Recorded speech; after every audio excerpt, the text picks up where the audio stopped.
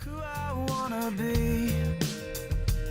I'm just trying to find security, but you say let it go. You say let it go. Welcome to this week's edition of our sermon follow-up video. We are about 4 weeks into our sermon series on accidental Pharisees, and we hope you've been enjoying it. It's been challenging. It's been good. I've certainly enjoyed it. And this week, Pastor Dave talked about, the title was Our Call of Duty, and talked about, in part, what we're to do and be obedient to God, and went through some characteristics of Pharisees and all these different things. And it was good. One of the things that you talked about in characteristics of Pharisees, if we find ourselves to being a stumbling block, causing others to sin, and Jesus took a pretty hard stance on that, and was I don't want to say harsh, but he was clear as to what was going on there. And so, if you could elaborate a little bit on what it means to be a stumbling block, and some ways where we may be doing that, on a regular basis, some practical things that we do to actually become a stumbling block to others. Because I think we just don't think in those terms. We just do our thing, and we don't realize, maybe where we're causing others to stumble. So could you talk about that a little bit? Yeah, it was a kind of a pointed message related to being a Pharisee and practical things that we can do to check whether we're being a Pharisee accidentally or not. And the first one was that point that Jesus brings up at the beginning of Luke 17, and takes a very strong, harsh approach by saying it's better to die a horrible death than to be a stumbling block to someone. And that word stumbling block, we said on Sunday, was the Greek word scandala, or scandalos. It's where we get a word scandalous. And the idea of that, from a practical standpoint, is there are things that we may do that can cause people to sin. And ultimately, to be a scandal, you would think it would have to be related to sin there, or making it difficult for someone to get closer to Christ. And if I could pick probably the worst thing, and this would be the top of the list, of the problem and difficulty in especially the church world in America, it would be the tongue. We have social media, we have the ability at our fingertips to say whatever we want, whenever we want. And I think there's a danger of that we can be a stumbling block to people by what we say. And by the way, James, in the book of James, says that it is the fire. It is the rudder of the ship. And so I think the tongue, the way we talk, is one of the ways we're a stumbling block. The way we talk to people, maybe our spouse or kids, the way we talk about people, the way we talk about Christ even, or the lack thereof, can be a stumbling block. So we hold people back, and we can become a stumbling block by what we say. Obviously another way is by what we do, and there are a myriad of ways that we might do that. So it could be maybe by being a hypocrite ourselves, by sinning, struggling with sin ourselves. If someone sees us struggling with sin and then we say, hey, we follow Christ, that can be a stumbling block from someone coming to Christ. We could be the thing that pushes them away from making a decision for Christ. So that might be another area. Or even we go on to the second point was that Jesus brought up was forgiveness, that we hold a grudge against people who have hurt us. Well, that can be a stumbling block to that person being willing to come to Christ or getting right with Christ. It's because we have this guard up against people, because we're afraid to be hurt or because we have been hurt. So there are so many ways that these are just a few practical ways that we can be a stumbling block to people. It could be at work and we're listening to something we shouldn't be listening to. It could be a joke. It could be, someone talking bad about somebody else and we're right in the midst of it. Those things can be a stumbling block to a lost world and to immature believers. Why would anybody want to be like us in that way? So Jesus comes pretty hard on his disciples about, hey, don't think just because you're not a Pharisee, you can't be like one. Here's a way that you might be like one. Yeah, and we're told to be ambassadors for Christ, and when we're out there acting ridiculous and not taking that role as an ambassador, that shines poorly on him, the one that we're representing. And man, we do that in so many places. Yeah. And it's good though. It's very true. So one of the things you mentioned was, and you just mentioned it again, was forgiveness. And this idea of, one of our duties is to forgive. And forgiveness is a tough one. I hear so many people who just say, "Oh, I could never forgive them for this," and I've certainly felt that way, right? And I've struggled with forgiving certain people for certain things. Absolutely, I have, and it's sometimes a process, but I see a lot of times, especially with if you look at the news and you see just the crazy things that are happening and terrible stuff. People are like, "Oh, you never be forgiven for that." I could never forgive somebody if they did this to me, or I'll never forgive them for that. And even Christians, I hear say this and see that on social media too, and that's just a painful thing to see and hear. So a couple questions I have. One is why do you think it's so difficult for us to forgive people for certain things? Why is it so hard to do that? And then you also talked about how forgiving is not forgetting, and it's really hard to draw a distinction between the two. I think practically when we're trying to do it. So it's a kind of a two-part question. Why is it so difficult to forgive, and then elaborate a little more on how forgiving is not forgetting, and how that goes. That's a great question. I don't think they're mutually exclusive. In other words, I think because we can't forget, it makes it harder to forgive. And that's the whole point, is forgiveness doesn't mean we do forget, because we're time bound. We're stuck in this world of time where we can't forget what happened yesterday or the day before or 2 years ago or 22 years ago. And there are people that are carrying around burdens of pain that people have caused them from years and years and years ago. And the whole point of forgiveness is the ability to let go and to be able to send it away. Say, God, they're in your hands. This situation is in your hands. And I think there's a couple reasons why we struggle with forgiveness. First of all, is that we want people to understand the depth of our pain. We think that no one gets what this person has done to us. And we have to remember that in forgiveness, it always comes back to the Lord. Ephesians 4:32, which I quoted, be kind one to another, tenderhearted, forgiving one another, just as God, for Christ's sake, forgave us. So the Father forgives us because Jesus went to the cross for us. He knows the pain of hurt and betrayal and sin. He knows the pain of abuse. He knows the pain of difficulty. So part of the reason I think we struggle with forgiveness is we think no one understands and they should pay for it, when in fact Christ certainly does understand.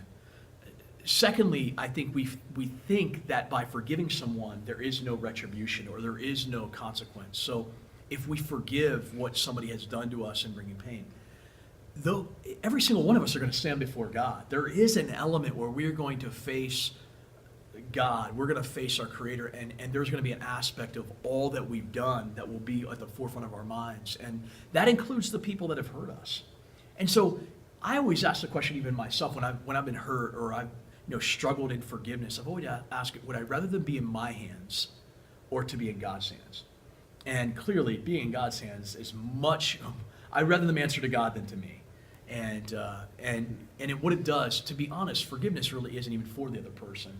In some sense, forgiveness is really for ourselves. It is to allow us not to be tied down with a vision of what somebody gave us about ourselves, to give us a view of ourselves. Forgiveness is our ability to release it so that we may live the calling that God has called us to live.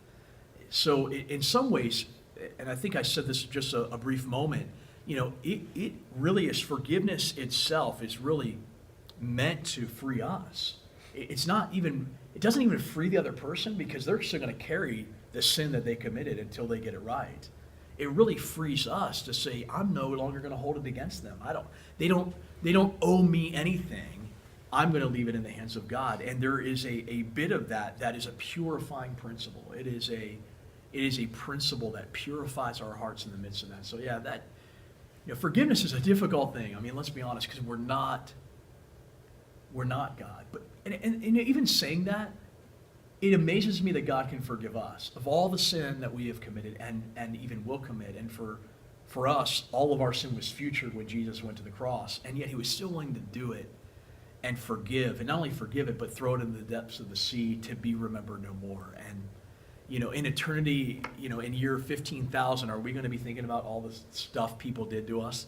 Absolutely not.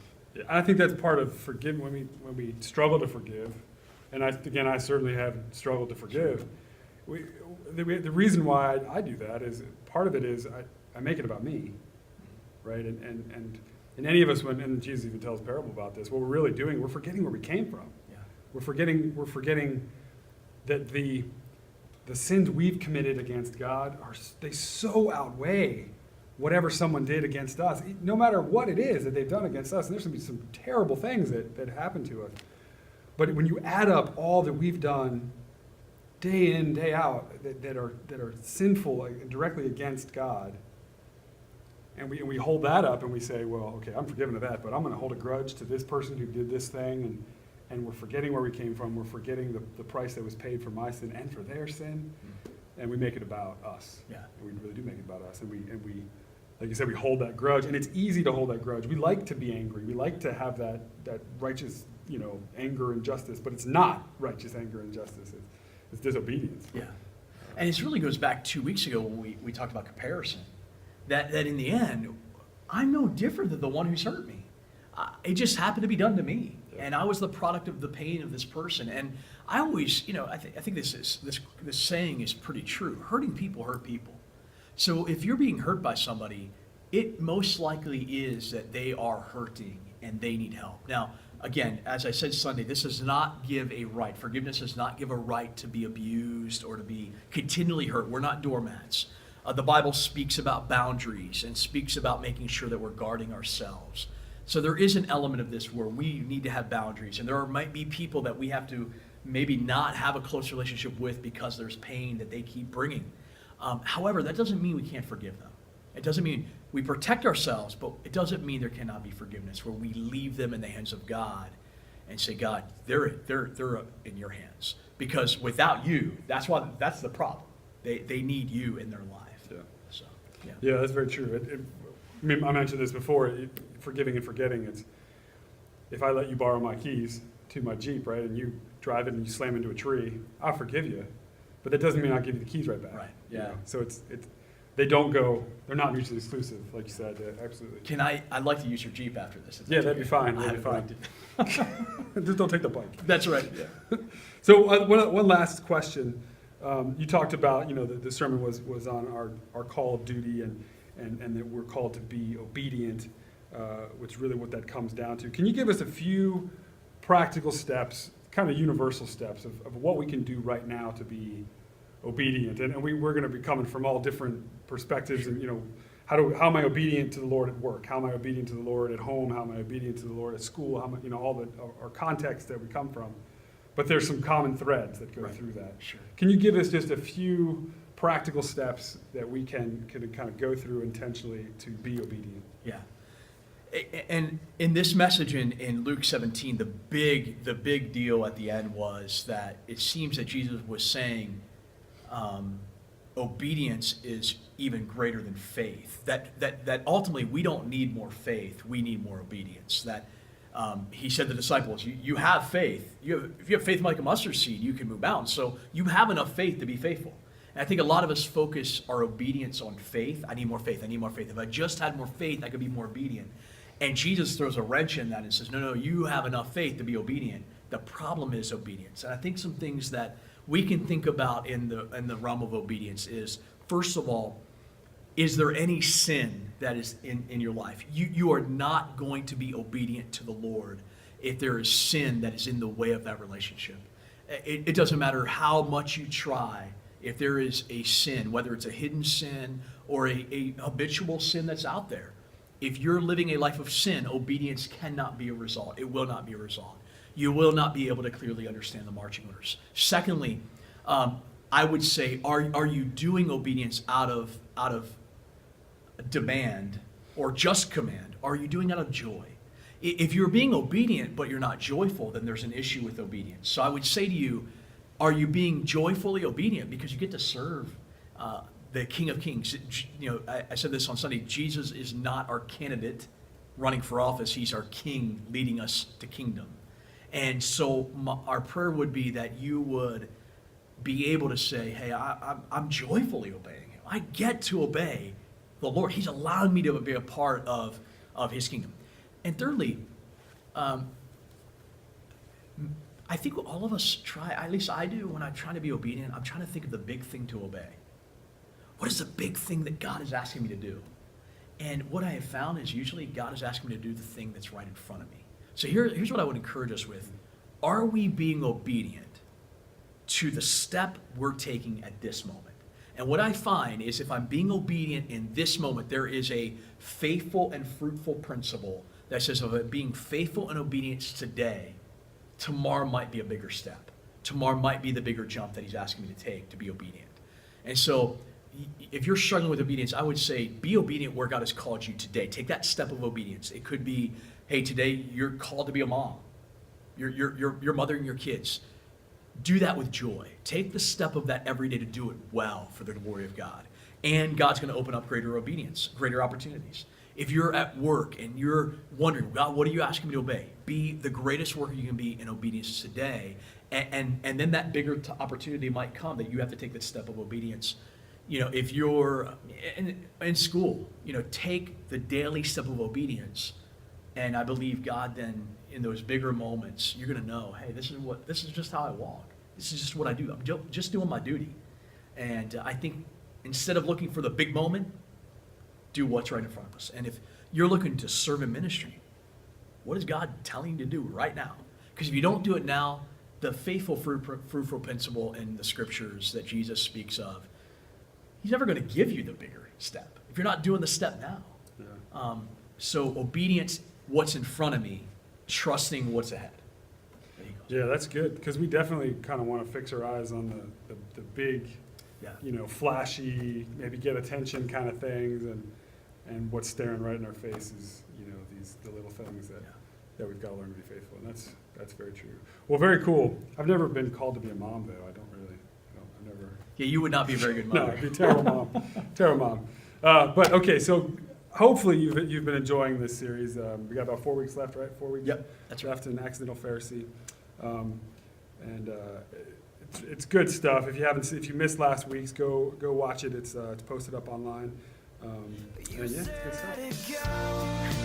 You said let it go.